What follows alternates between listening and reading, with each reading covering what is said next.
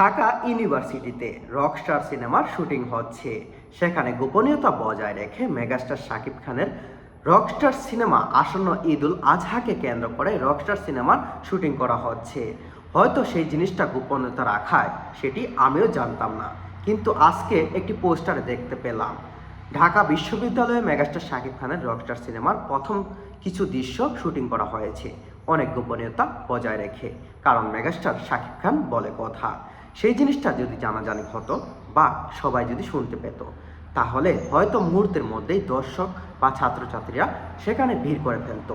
Recently আপনি একটা জিনিস দেখতে পারবেন, 300 ফিটে যখন মেগাস্টার শাকিব খানের একটি সিনেমার দৃশ্য শুটিং করা হচ্ছিল, তখন সেখানে মুহূর্তের মধ্যেই রাস্তা ব্লক হয়ে যায়। দর্শকরা এইভাবে শাকিব খানকে পছন্দ করে, তাই শাকিব খানের সিনেমা যেহেতু যে কোনো জায়গায় করা হোক, গোপনীয়তা বজায় রেখে সেই সিনেমাগুলো করা হয়।